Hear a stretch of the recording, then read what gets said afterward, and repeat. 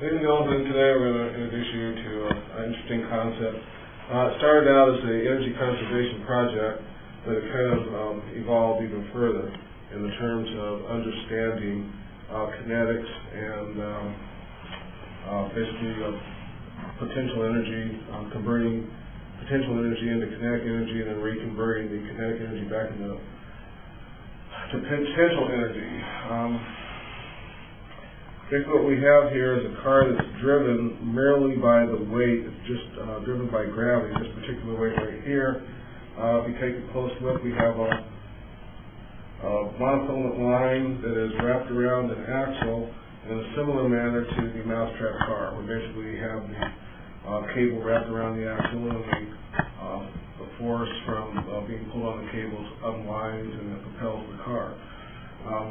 Now, this is a lot different than the mousetrap-powered car, but we're using it's a similar drive method. But what is significant about this and more critical about the mousetrap car is that all the elements, the rolling resistance, the friction, and stuff like this are a lot more critical and have to be managed. As you see here, we have various weights. In this case, we have a 6-ounce weight, we have a 10-ounce weight, and we have a 1 pound or 16-ounce weight. We have various size wheels, and so these are large, these are small, these are medium. The mediums are on here right now. We added a little extra collar here to give a bit more leverage. You'll change the gear ratio slightly to the drive. Now, one thing that you'll notice when we use a 6-ounce weight right here, this is wound and ready to go. I'm going to let go of the wheel right here.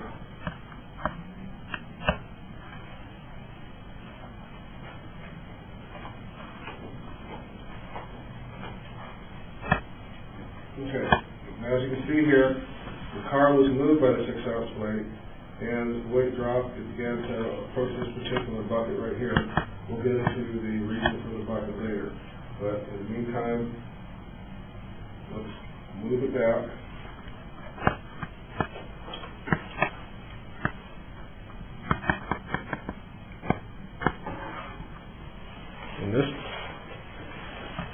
And this time, we will use a heavier weight. So let's go with our 10-ounce weight. Go ahead and put that on. Slide right here.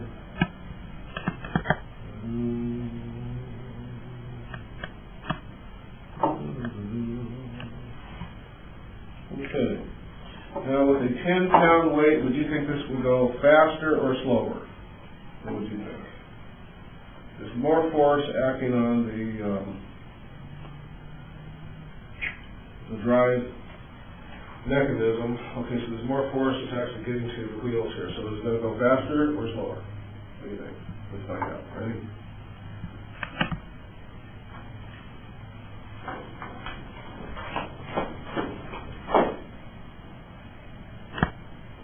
Okay, almost about 2. Now you can see it will travel that much distance, and we're almost into the bucket right here. Let's go ahead and roll on that.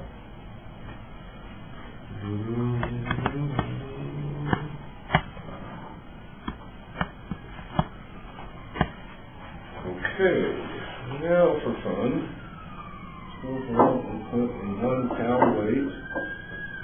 And you might assume that it's going to go a little faster, right? Now you're going to have to consider some other things too. The more weight that we have, it's pushing down on these tires that are soft, so it's going to be adding to the road resistance. Okay, let's find out what we got. There we go.